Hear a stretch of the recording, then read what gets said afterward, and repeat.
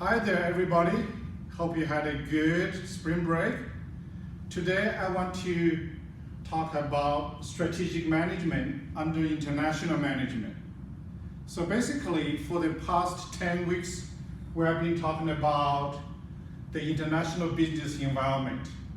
We use the PEST-LEAD framework to emphasize different aspects of international business environment. We talk about political factors, economic factors, social cultural factors, technology factors, legal factors, ethical, environmental, and the geographic factors. So basically, it is very important for business people to understand the business settings, business environment, okay? Because in global business, culture determines strategy, strategy determines behavior. So today, I want to move our subject from international to management. So basically, focus on planning, organizing, leading, and controlling. As you know, from management principle class, these are the 4 functions of management. So overall strategy is about management, okay? And you can say management strategy too, because you have to have a plan, a game plan to make sure things, your goals will be accomplished. So what exactly is strategy? I like this famous quote, it's a little bit funny. The economy says actually nobody really knows what strategy is. They're being a little bit arrogant, but also there's some truth to it. The reason is because strategy does mean different things to different people, okay? Of course, in this class, we talk about business strategy, okay? But one thing I want you to remember, strategy is really about competition, okay? If you don't need to compete, then you don't need to have a strategy because everybody have enough things. The 2 champions, the 3 champions, everybody get a award, okay? But again, we need to understand what is competition. You go to the dictionary and the ancient Chinese, have a very good definition too, and strategy is really about race to win or struggle, but in English really means like strive or contend for something, okay? Basically, you have to compete. It's not enough resources there. So economists call this scarcity. Okay, there's a lot of theory about it, but we learn from economics class, that's the fundamental problem. We have unlimited wants and needs. However, there is limited resources. That's called scarcity. It's also very interesting, even from a biological point of view, chemists actually found out this theory is very interesting. In 1910, they called Gauss's competitive theory. They called the exclusion principle. So let me explain it. It's very interesting. The scientists found okay, there's 2 types of bacteria, so protons. When they're not together, they're in different tube, and they found okay, the life for the bacteria is only 7 days. And by accident, somebody probably did not clean the instrument well enough in the 1910, and by accident, they mixed the proton A and proton B together. And the scientist was really shocked. And they found the bacteria live twice longer. And then that's very interesting because, business people try to figure out, that's very interesting. Protons can do that. How about business? So they kind of concluded, when there is a healthy competition, business will last longer and more innovation, more competition. So basically, business people learn from scientists. So the saying basically competition extends life cycle, okay? But also competition makes even the competitors stronger. When McDonald's have good products coming out, and Burger King probably try to learn from them.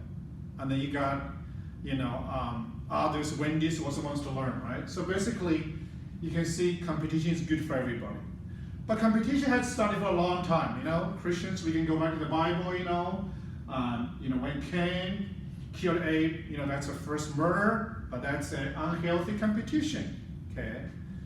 Again, you can even go back a little bit earlier if you're a theologian, and I don't want to go far earlier on that. Okay. So then, what is really strategy? Strategy is really a comprehensive plan for a company. Okay, it's overall blueprint or game plan. A lot of times when we talk about strategy, actually we mean strategic management. It's like a verb. Okay, so we talk about management again. We go back to the POLC, right? So basically, strategic management, you are formulating and implementing strategies to take care of business opportunities and meet competitive challenges. Okay, so we know a lot of companies have effective strategies, means the strategy is really working well with the environment and their resources and their company goal. But of course, the opposite of effective strategy is called ineffective strategy. No matter what kind of strategy you have or what kind of business are you in, when we talk about strategic management, we must emphasize or ask these three fundamental questions. The first one is really, where are we now? Okay, that means like when you do the SWOT analysis, we need to emphasize the macro environment, but also we need to emphasize the industry. We talked about Porter's 5 forces before. Okay, but the most important is really the firm itself. Okay, what is your strengths? What is your weakness? What is your opportunities? What are threats? But also the resources-based view. What valuable resources do you have? What rare resources do you have? What inimitable resources means like those resources is very hard for other people to copy. And the very last one, O, means like organizational readiness. Do you have a good culture? Do you have great leadership? So those are really important. Okay, so basically you need to know your enemy and know yourself. So that's the very important process of formulating strategy. The next one is really about where are we going. Okay, what is your plan? You have to have a goal. You have to have a plan. If your target is like market share, you need to be 20%. Like I had my DVD business in Hong Kong 201. I said, hey, I want to be the #1 in Hong Kong. So I was trying to get initially 20%, and then we got like 30-some%, and later on we have like 40-some%. So that's really important. Where do you want to go? How much money you want to make? How much market share do you want to have? Anyway, what's your sales revenue? Okay, for for-profit organizations.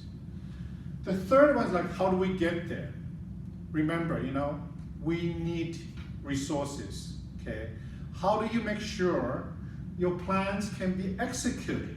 Okay, so those are 3 central strategy questions. Doesn't really matter what kind of business you are, either for-profit or not for-profit. Okay, schools is not for-profit, churches are not for-profit. They must have a strategy too, and they have to address those 3 fundamental questions. Okay. Also, a lot of research on what makes a good strategy. I like Griffin's approach. He's saying like, effective strategy must have 3 components. Because the first one is really your distinctive competences. What makes you unique from others? When you talk about Nike, just do it. We know Nike is a marketing genius. We talk about Apple, you said, wow, user-friendly, Apple is good quality, it's an American brand, right? It's a luxury brand. So something comes to your mind right away. Some kind of special competencies, of course, we know Apple is known for innovation. The next one is really competitive scope. That means like, you decide where do you want to compete, okay? Remember, go back to the scarcity questions. No company can compete in everywhere. They must choose their battlefield, okay? So that's why the scope, okay? So basically, when you go to GE, right? GE makes airplane engines, make nuclear reactors, they make medical devices, but they tried kitchen appliances. They're not making money anymore, and they sold to the Chinese company. They tried green energy, they're not doing too well, they also sold it as well. Okay, so basically, you want to focus where you are good at. The very last one is called resources deployment. It means like, where do you put your resources? Okay. During the last financial crisis in 2008, Starbucks had to close down like 1,000 coffee shops in the US, because when we had the financial crisis, nobody is in the mood to drink coffee. But in the meantime, the Chinese began to like Starbucks, it's kind of a luxury brand over there. And Starbucks said, okay, we're going to close US shops, but we're going to open more in China. And that's actually what exactly they did. They opened like 1,500 Starbucks stores later on, after 2008. So basically, the C.S.R means the C of course for competence, the S is scope, and the R is for resources deployment. Of course, this is different from corporate social responsibility. Anyway, so C.S.R, this makes the three components of strategy. So when we talk about strategy, we can never forget the Chinese ancient general Sun Tzu, 2,500 years ago. He wrote Art of War, that, everybody quoted him from the White House to the other politicians, to business people, to West Point. So Sun Tzu's strategy is really studied. When you get time, I suggest to you watch a good video by History Channel. It's really good, and I have no time to share the video. But Sun Tzu talks about 5 things make a great strategy. He talks about the moral law, that's the Tao, that's the ethics we're talking about, okay? So that's our belief. That's a very important one. And as soon as we talk about heaven, heaven of course talk about the weather, the climate, the time and seasons anyway, and those things basically, beyond his control. And he also talk about earth. And earth probably to us is like a marketplace, for military, it could be terrain, ocean and sea, those anyway, open ground anyway, okay? But then he also emphasized the importance of the commander, the general. We know that, right? We have a lot of theories talk about, the importance of business, senior management. We have Nike. Phil Knight was the founder. He was a visionary. We have Apple. We go back to Steve Jobs, right? We have Amazon. We go back to Jeff Bezos, right? So anyway, so the commander is really important, okay? I don't know if you guys remember, Boeing went through this big, disastrous leadership, and the old guys had to, to go. And Boeing basically get rid of the old chairman and CEO right now, to have a new CEO, try to make changes. So the top management, especially CEO, is very important. To the military, that's the commander. And the very last one, Sun Tzu is talking about the way of doing things, the methods, discipline. You can call this logistics support anyway. So that's Sun Tzu's theory. Okay. But also, when we talk about strategy, overall, we know there's a corporate strategy. I just mentioned General Electric, right? GE is a big company, multi-billion-dollar company. Anyway, yeah, sorry, they're not doing too well for the last few years. However, they have different divisions, okay?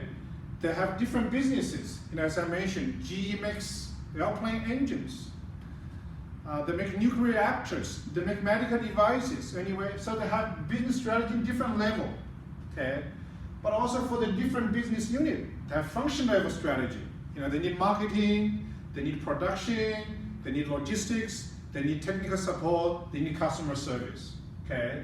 But also they need operations level strategies. So basically, when we talk about strategy, actually we mean different layers, okay? Some people call this like strategy hierarchy, okay? So again, business level strategy is really, try to find a particular area you could compete, okay? But business strategy in a company, they have to, in a sense, be aligned with the corporate strategy, okay? Next, I really want to introduce an easy strategic management model to you, okay? A lot of times, when you read strategy books, they always talk about how to formulate a strategy, how to come up with strategies, a lot of books on that, but again, we know that's very important. Formulating a strategy is the first step of strategic management, okay? As I mentioned before, we need to do all those environmental analysis.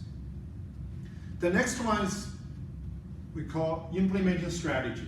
Because when you have a strategy, that's just a start. A strategy is a good one is only when you could execute the strategy. You can implement strategy. You reach your goal, and that's a strategy, basically done. But then I add another component here I call validating strategy. There's a lot of literature, they have formulating strategy, they have implementing strategy, or they have evaluating strategy, the very last part, like, okay, if you did not meet your original goal, you make an adjustment. But when I was reading or doing my research through my teaching, or when I was a doctoral student, I said, to me, strategy is also a theory, because strategy comes from our brains, okay? So if it's a theory, that means what? We have to validate the theory. If the theory is correct, okay, then how do we validate strategy then? We can use a lot of tools right now. We have data analytics, we have market intelligence. So basically, I added this V, so that's why I call the Model 5. The Model 5 strategy, of course, I love acronyms. So right now we got formulating strategy, implementing strategy. The third part is really validating strategy. And the very last one is evaluating strategy. So I make strategy easier, by using the Model 5, okay? Again, this is just review for you, okay?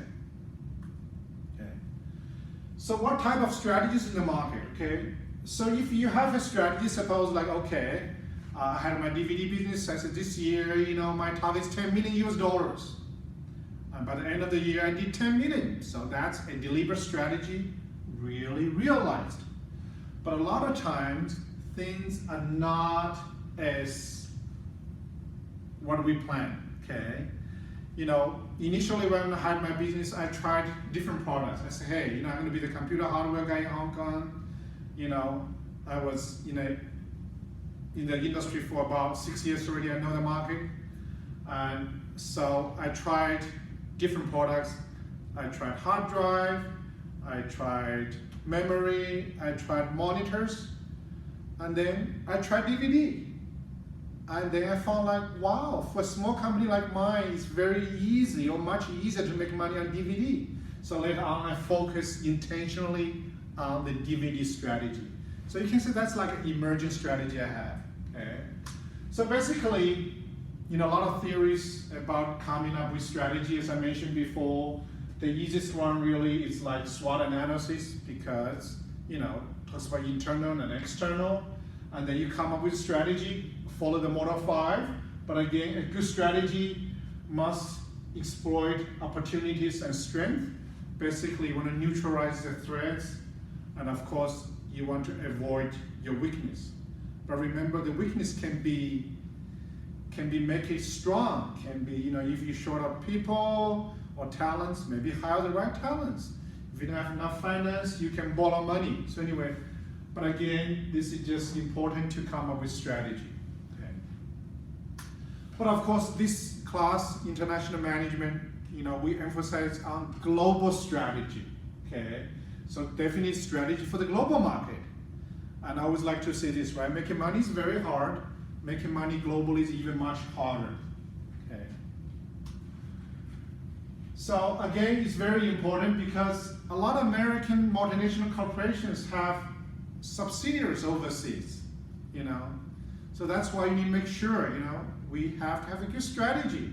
But also remember, US market itself is very small. We only have 5% worldwide population, but we can produce 20% of the worldwide GDP.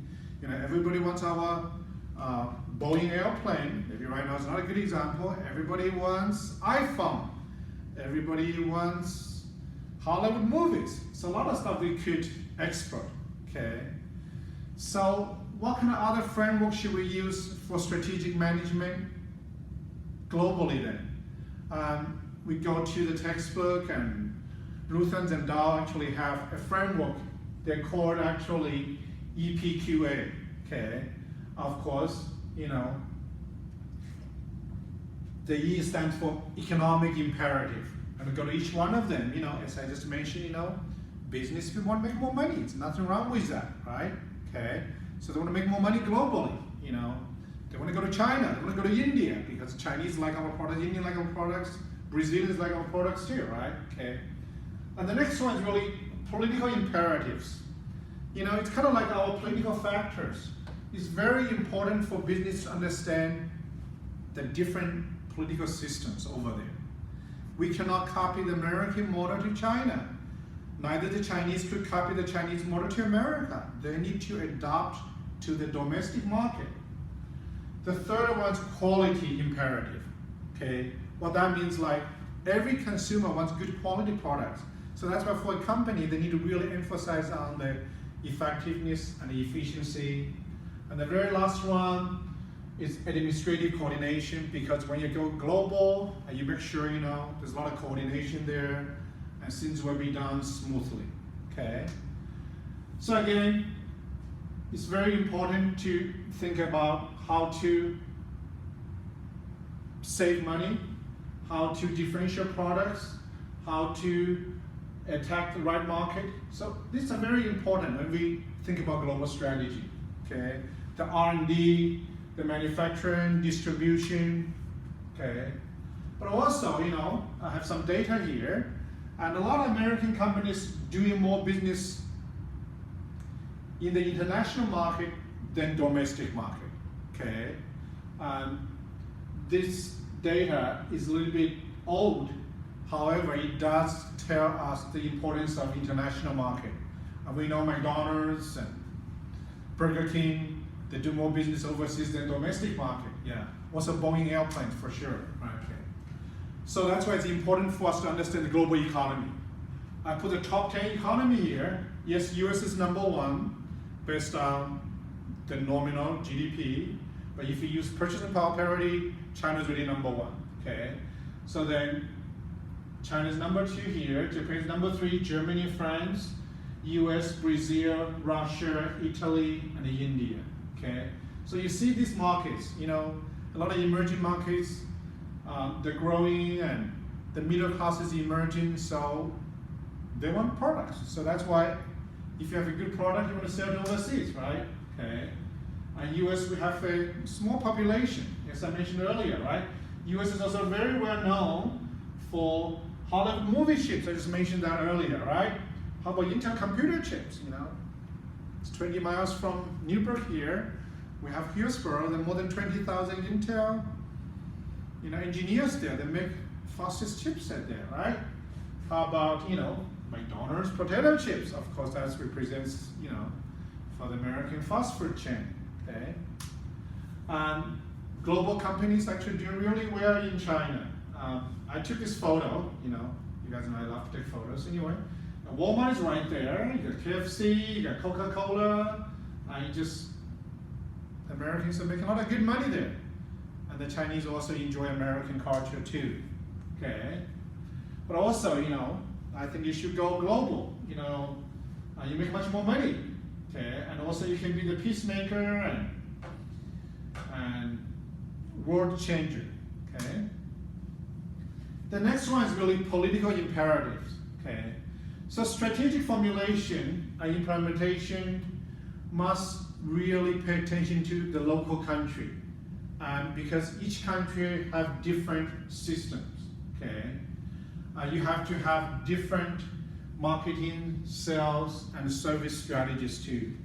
You cannot just use one model for all, okay? The qualitative imperatives, okay? As I mentioned earlier before, right? Everybody likes something with good price, good quality. So that's why, you know, you must have good quality management.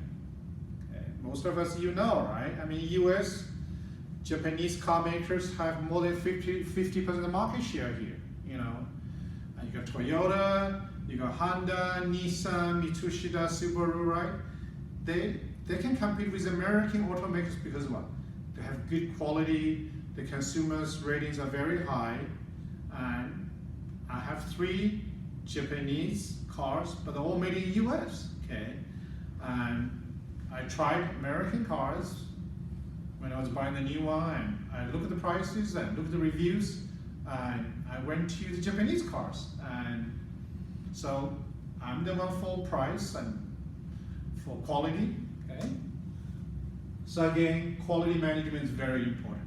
Okay. So you need to pay attention to that too. Okay. The very last one here, according to the textbook, is really called administrative coordination. Remember, your American company, you could have branches in Europe, in China, in Latin America. So you should have a very good strategy in coordinating activities, but also really in configuring what activities you need to put overseas. We know Apple, right? Apple basically, they do their R&D in Silicon Valley, okay? Also they do their marketing, but their manufacturing is done overseas by a Taiwanese company, Foxconn, okay? So basically they say, hey, we cannot manufacture as good as Foxconn, we'll let them to manufacture it for us. And they don't own shipping company either. They use FedEx, UPS, and DHL to ship their goods, right? So anyway, so there's a lot of coordination involved, okay? But then when we do global strategy, there is a dilemma. So basically, it's always a struggle there, As I mentioned, it's easier if you could have a global integration, okay?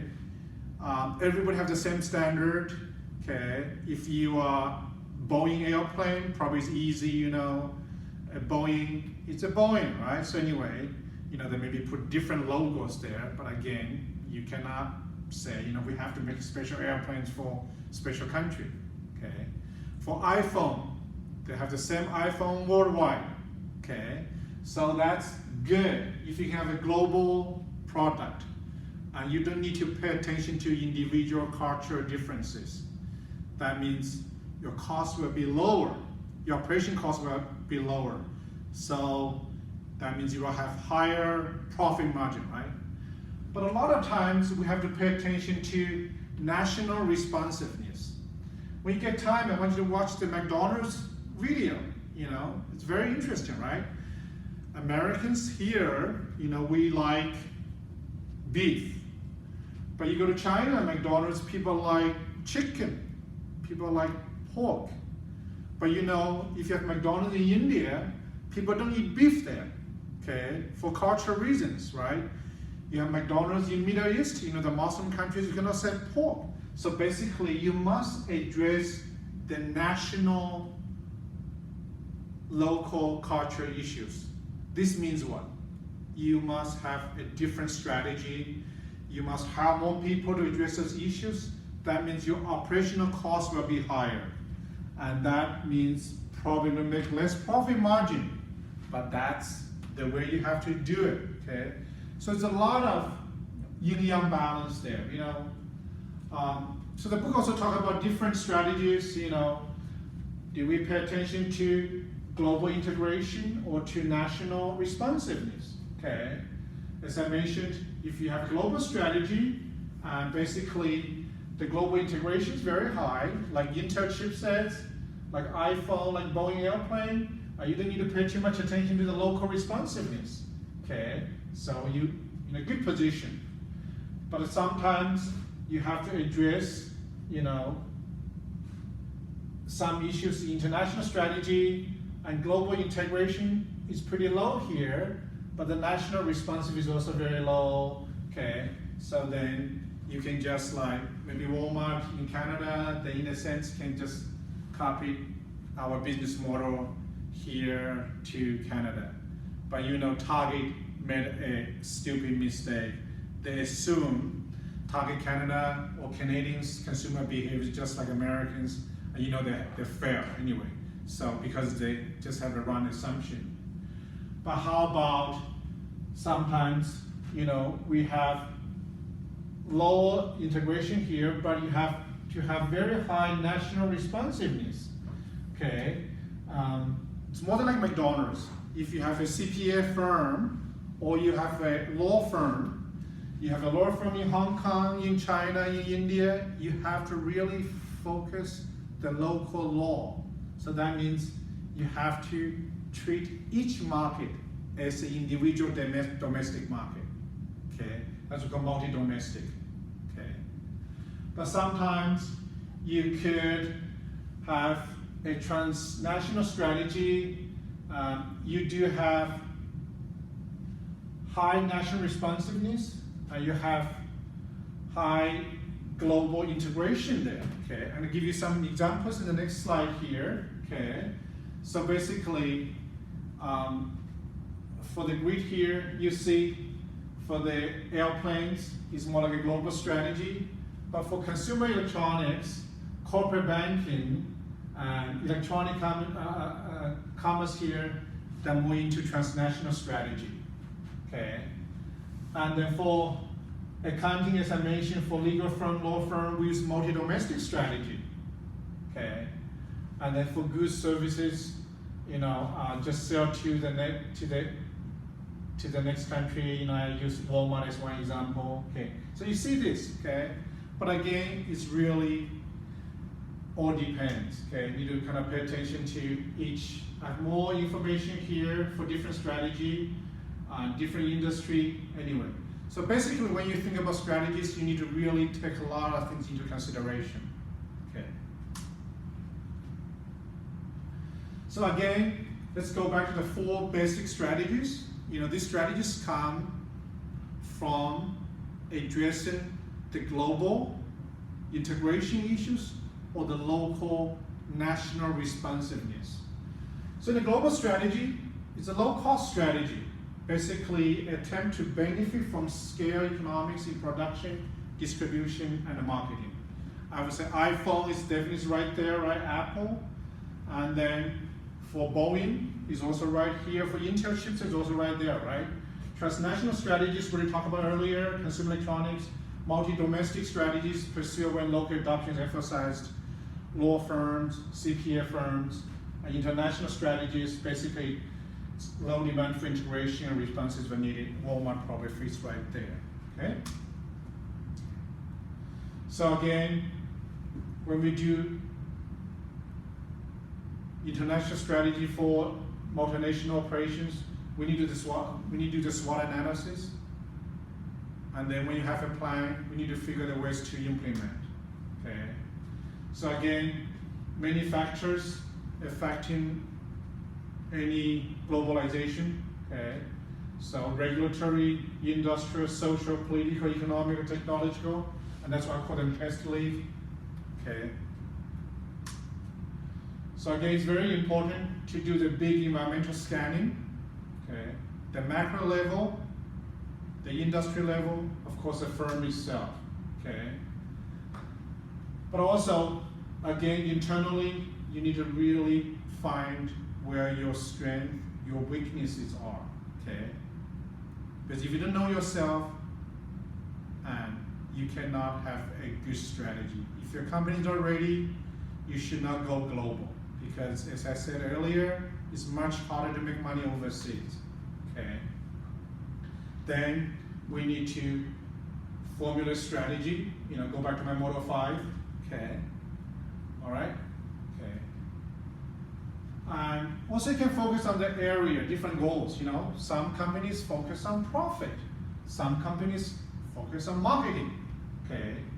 And some companies really emphasize operations and finance, human resources. Of course, every company needs those things, okay? And then again, go back to Model 5, right? When you have a good strategy, then you implement it. Make sure your strategies are fulfilled, okay? And then also you make sure, location, again, companies need to pay a lot of attention to choose where you're going. Undermine your geographical, business is about location, location, location, and business wants to make money. There's nothing wrong with that, okay? And you need to find, if this market have good infrastructure, how many competitors is there? So just very important. Could be the political climate, those are very important. And also need to learn what's the right way to market to different consumers. Because of the cultural differences we learned before, different countries, a different approach. The French are really into imagination, creativity, right? The Germans like to emphasize the stability. And that's why, Mercedes-Benz always say, this is a reliable car, so anyway. And so it's just very important to understand each market have different marketing cues, all right? Okay. Of course, also we need to have strategy for production. In Apple's case, they decide, okay, should they produce or should they buy? In the manufacturing area, they decided, okay, it's cheaper for us to buy from Foxconn, okay? Finance, you always need money, right? Okay, takes money to make money. Okay, it's very important to be strong in finance area. Even Apple, they have a lot of cash, but they still borrow money from the bank because they can make it tax deductible, all right? So anyway, so you have some other strategies, okay? Yeah, but again, as I mentioned, for the last 20, 30 years, a lot of economic growth come from emerging markets, from BRICS markets, from Brazil, from India, from China, from South Africa, and then you need to pay attention to those countries, Also come from Eastern Europe, used to be under a Soviet Union bloc, It's just very important to find where the markets are and where the middle class consumers are. A lot of times, if you can go there earlier, you do have a first mover strategy, okay? For soft drinks, Coca-Cola went to China in 1980, and Pepsi-Cola came a few years later, and still today, Coca-Cola has a much big market share in China. So the first mover strategy is very important, okay? But also the book talks about the theory or strategy for base of pyramids. What that really means is like, okay, do not forget in a society, especially like in China and India, if you have a good product, the poor or lower middle class, they have a lot of purchasing power. You just need to have a good product. You can still make a lot of money on that anyway. Just like Dollar Tree, dollar store in the US, they are doing really well, Some luxury store may not do well. So anyway, so it really depends on your strategy, okay? A lot of good videos you could see. That's a video about African market, okay? When you get time, you can watch the video, all right? Okay, so this is the base of the pyramid, okay? A lot of people only make this much money, but it's a huge market here. If you could have a good product, you can sell to India, you can sell to China, you can sell to Africa.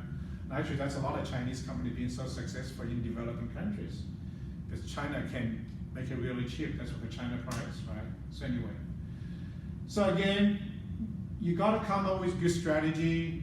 Multinational corporations must be entrepreneurial-like. You must continually, upgrading yourself, innovating yourself. Okay, so that's why entrepreneurship is very important. New market, new products, new ways of doing things, okay? But also, because of the technology right now, a lot of companies actually could become born global overnight. I like to use this example, it's kind of funny. If you're Kim Kardashian and you have this famous makeup, right? And you can just sell on Amazon and Alibaba and eBay, and overnight you get customers from many countries. You become a global company. Of course, you must be famous, right? Like Michael Jordan, he sold his license to Nike already. Anyway, all right, so anyway. So these are the things, when we talk about the strategy here, just gonna review. I want you to think about the importance of strategic management, and the Model 5 I talked about, and the framework, the political one, economic one, the quality imperatives, and then administrative imperatives. But I also try to balance in the global integration and national responsiveness. And so basically, this is what I want to talk about today, okay? All right, I'll post a PowerPoint and hope you guys also can use these questions to review this chapter. Bye now.